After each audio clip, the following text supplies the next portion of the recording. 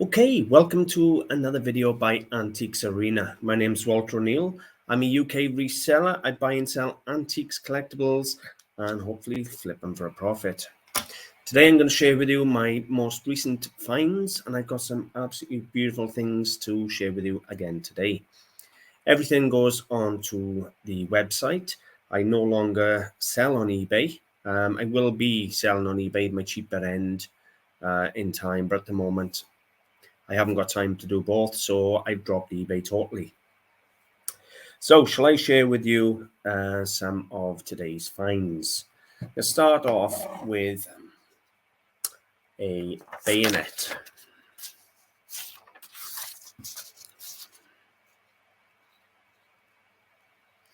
Now this is a Japanese bayonet, type 30 for an 1897 pattern. It has the J-shaped hook quillion guard. This guard was used all the way up to 1942, then they got rid of it. It was designed obviously to catch the blade when you were fighting. Now, up until 1942, they had a metal scabbard. From 1942 and 1943, they used fiber, and then 1944 to 1945, they used bamboo, and then they stopped making them. So this bayonet was made from 1897 through to 1945. So where is it? Yeah. Got all my notes wrote down. Anyway, this one carries a mark. Just there. And that mark is a center circle with 3 other offset circles around it. And I'll show you the mark in just a second. And that is the Tokyo Arsenal mark.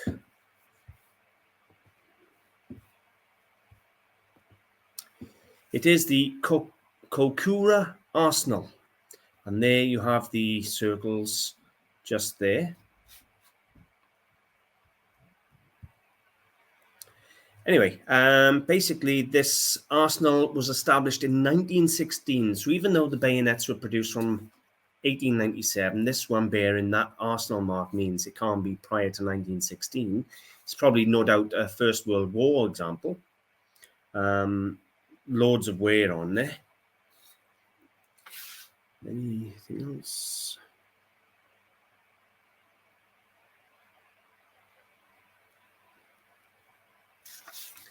If anybody is interested in the history of this, the arsenal that produced this bayonet, go to guns.fandom.com. That's where I found the information on the arsenal mark.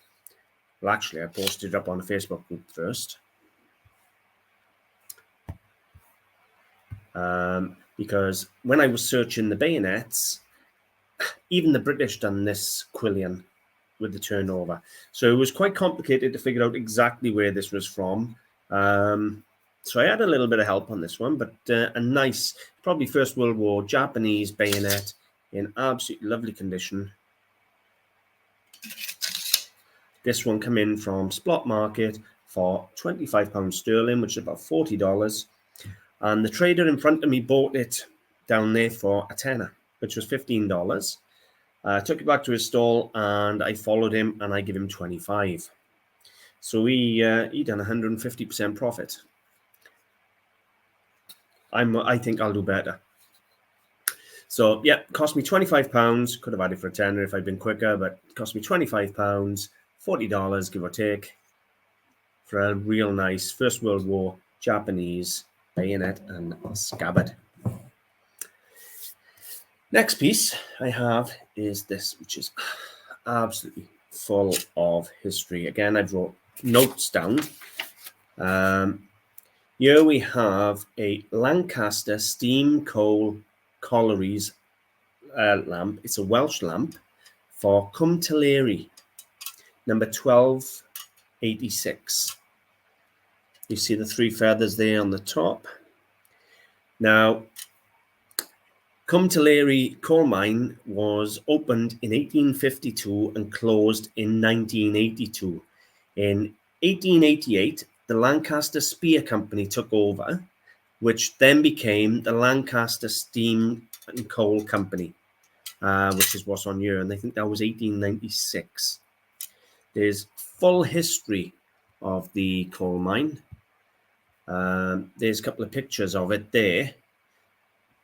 It must have been horrendous working in these conditions. Cumtillery Colliery, Abertillery. Look at that. Horrendous conditions. Now, 13 men died underground in an explosion on the 27th of May, 1857. That's before the company really got going. It carried on for another 130-something years. Another 125 years after that. Anyway, if anybody wants to read the full history of this, go to welshcoalmines.co.uk/Gwent/Cumtillery and literally everything you want to know about this colliery is here. All the important dates for everything, how many people were employed. In 1908, they had 2 pits had risen to 2,664. 2,760 men employed in 1918. Look at that. Anyway, full history of it, all the disasters, everything you want to know. But to be totally honest with you, it's quite an important Welsh miner's lamp. Now, I've paid a bit of money for it, come in as a part of a job lot, but the history of it, it is absolutely wonderful. It's come from a real good colliery. I know 1 or 2 people who live in Abertillery, and they may be able to pass this on to somebody, but it'll be up on the website soon enough. Now, the downside is the bottom is seized, and I'm not going to try and force it. I do not want to damage it. So the bottom is seized on there. So other than that, it seems to be in real good condition. Even the glass is in good condition. I took the lock off because they lock these. Only the overman could have the keys and that to open them and light them, because you couldn't open them underground because of explosions. So anyway, real nice bit of history there. I'm being Welsh. So I purchased that, and I purchased this, which is I'm going to go with 19th century Chinese export porcelain prunus pattern with cracked ice. It comes with a character mark, which I haven't deciphered yet. I haven't had the time. I'm too busy doing my bathroom. I will look in again, but I think it's early 19th century. Really thin, beautiful porcelain. It's got loads of fritting around the rim, and it has got a hairline, an almost invisible hairline just there. So, real nice bit of Chinese porcelain. So I have this, the lamp, and this next piece. Bear with me. Which is the Millennium Toast Ascent Plate. 1 pair.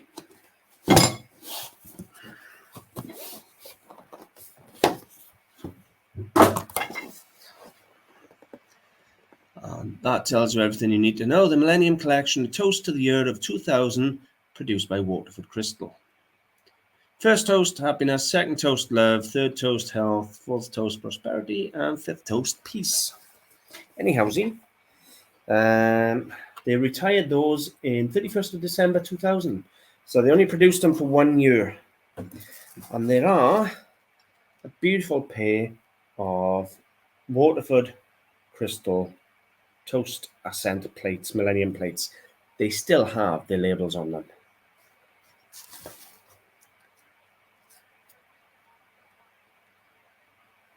Originally, they were asking £36 just for the 2 plates. I've done a deal for the 3 pieces. But bearing in mind, these are boxed and mint. No chips, no cracks. Don't think they've ever been used. I paid £130 for the 3 pieces, which is it's over $200, $210, $220, somewhere around there.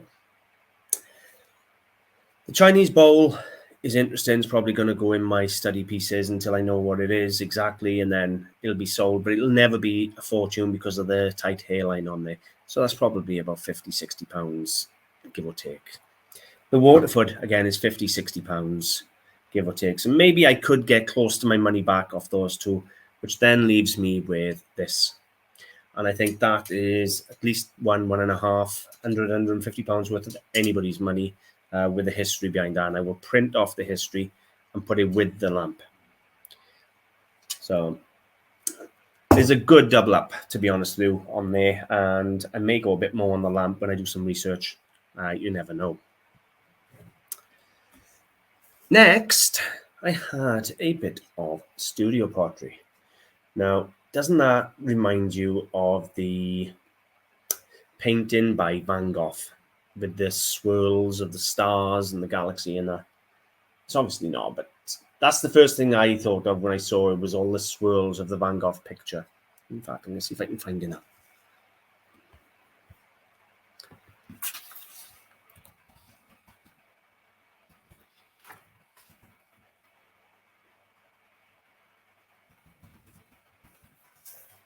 There you go.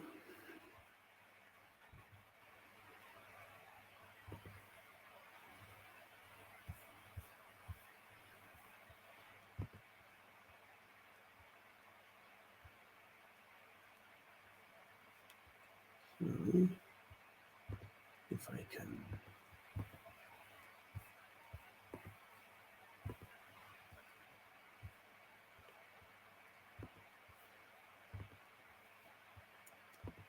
Yeah, this is what I was thinking about with the Van Gogh image. You can see there all the swirls and these sort of stars in the sky. That's what it reminded me of when I saw it. You can see why, with all the swirls and everything on this plate.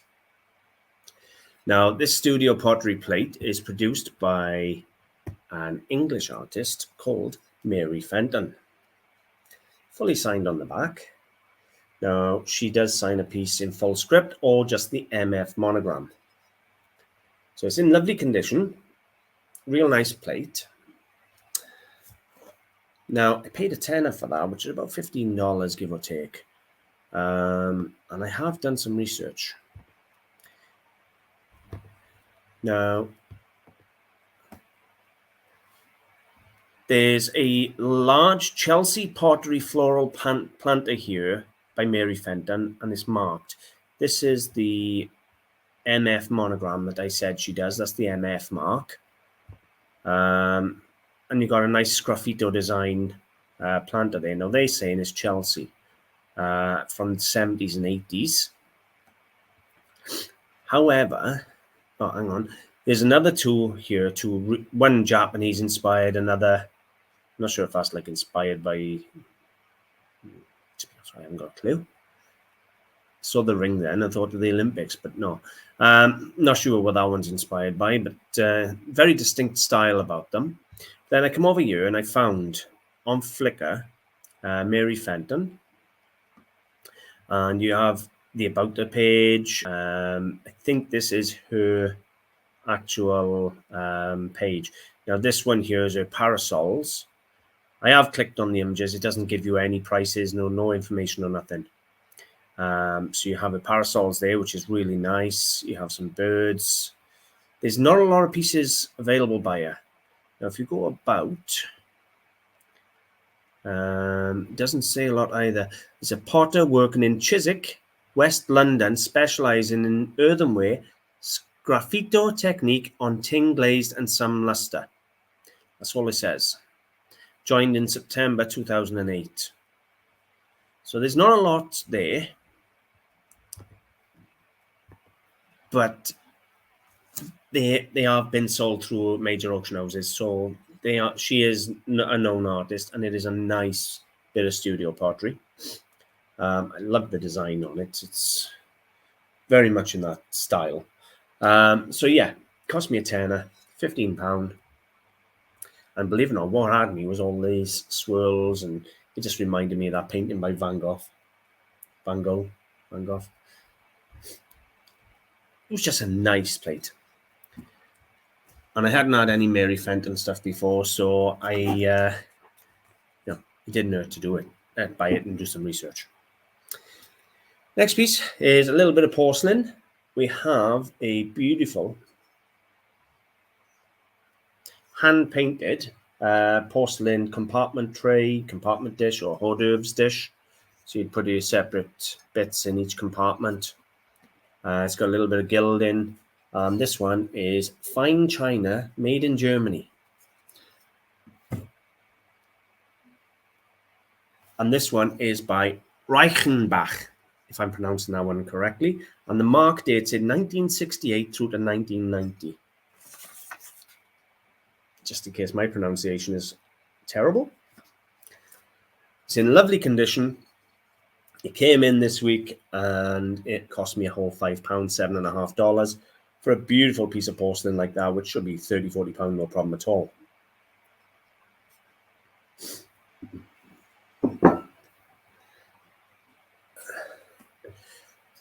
Magic name, but not a magic pattern. Clariscliffe.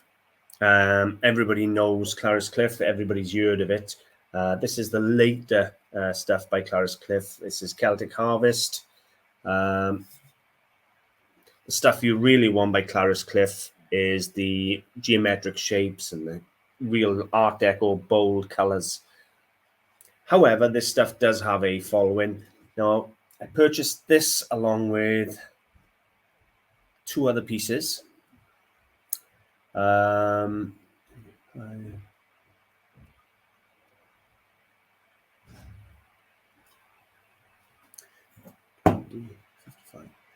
So the 3 pieces I'm about to show you owe me £60 sterling, which is about $90. So we have, first of all, the Celtic Harvest fruit bowl or salad bowl.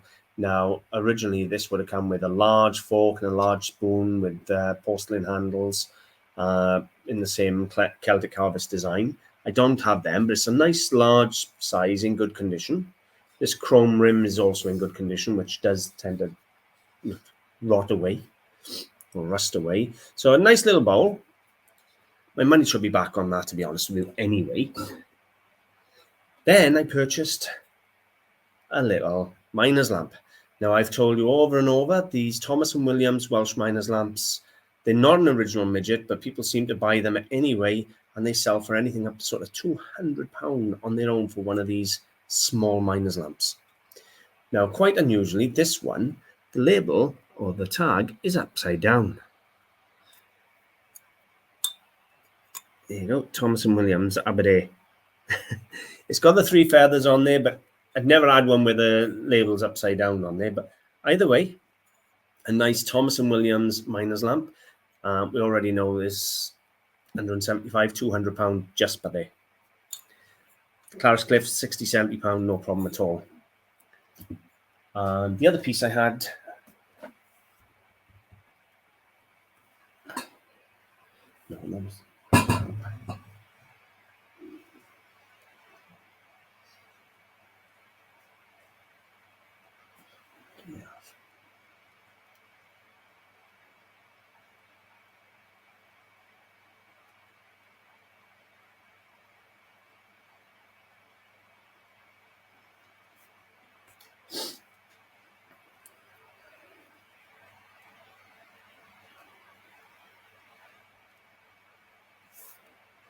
okay, the other piece I had, I'll have to show you in another video, is a Caithness paperweight with optic ridges all the way around it, and that came in for the 3 pieces for £60. I can't find it in a minute. It was supposed to have been on the table, but I'll show you that in another video.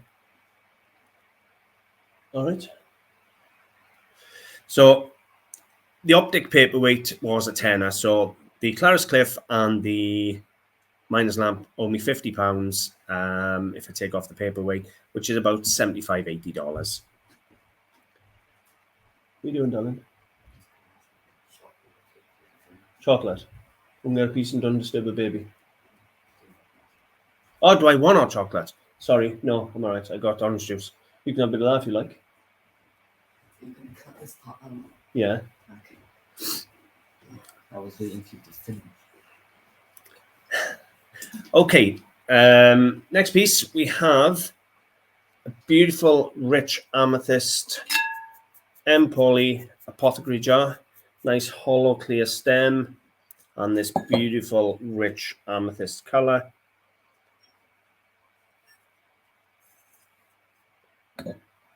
Now, I've had quite a few of these, as you know, now over the last 12 months, and they sell comfortably anywhere, sort of from 40 to 60 pounds. This one owes me a fiver, which is about $7.50, $8. It's in perfect condition, and it is an absolute stunner. Love the color. It's a really desirable color. I'm not capturing it because of the light here. I'm not capturing it, but it is a beautiful, beautiful purple amethyst. And no chips, no cracks. Italian. You know, what can you say? Beautiful little candy jar, whatever you want them.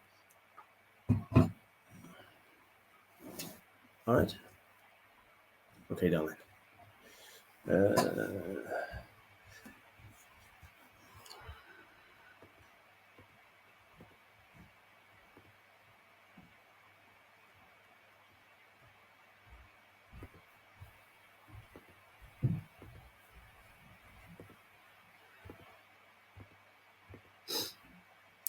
Okay, my last piece for today's video, it's going to be a short video today, is this. And we have a bit of enamel work by a listed artist. Now, the downside with it before I even start is there's a mark. Can you see it on the mount here? Now, this mount is a painted mount, so you could theoretically just paint it white again and paint over it, because what's important is the enamel plaque in the center. Other than that, it's just on a frame. But it has been painted in the past. So I could tape it up if need be and give the frame a new coat of white paint. Odds are I won't. I'll let the new owners do that. It's only that little mark there. It's not the end of the world. However, there's the enamel. Looks very much like a tree. And it is by Janine Partington. The card is there on the back. Enamel artist.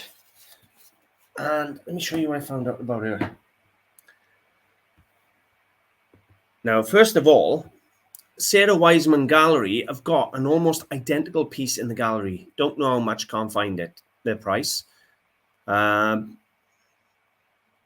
yeah, almost identical piece to what I've got. And that's in a gallery.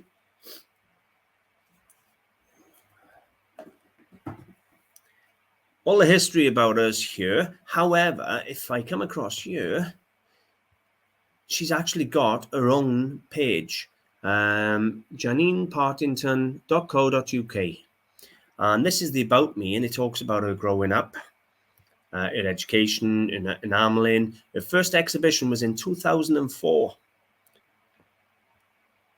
There you go. Where she exhibited embroidered bags, felt jewellery, hand-dyed cards, as well as many of her first enamels. So a full history is here, if anybody wants to go and see that. But we're sharing. Let's go back to that. So there's the Janine Partington, About Me and everything you want to know. As I said, her first exhibition by there in 2004. And everything you want to know, her entire history, all the way up to today, is on this page. And that's janinepartington.co.uk. And while I'm sharing, just in case you missed it, there's the Janine Partington Sarah Wiseman Gallery, sorry. And there is an almost identical one to what I have. So I'm not sure on the pricing yet. More research needed, but we're talking a listed artist who exhibits in galleries. And mine cost me a whole £15, about $22. Whether it needs repainting around the mount or not is irrelevant. That's not going to be that difficult a job to do. And I may end up doing it myself. I don't know yet, but we'll see. But I think I'm going to leave it there. Some real nice items. I love the history of the miner's lamp. I'm Welsh. I got friends from Abertillery. And to be honest with you, they probably got family who worked in Cumtillery. So I love the miner's lamp. It's got real good roots. Like the Japanese bayonet, First World War. What can I say? I love that. And to be honest with you, other than that, it's just real good stock. Hopefully you've enjoyed. I would ask that you can share the videos and put a like and possibly comment. It does help the channel to get out there, allow me to keep making videos. And I'll see you soon. Thank you very much for watching. I would like to give out a massive shout out to Sue from Birmingham. I don't know how to say it. I want to give a massive shout out to Sue from Birmingham. And she has been massive supporter on the channel. She's sent me texts, very supportive, always nice comments on the videos, and has purchased quite a few things off me privately through the videos. So I just want to say how much I appreciate the support that you've given me. So thank you very, very much. I appreciate it. Anyway, that's all for now, guys. Thanks for watching. Bye-bye.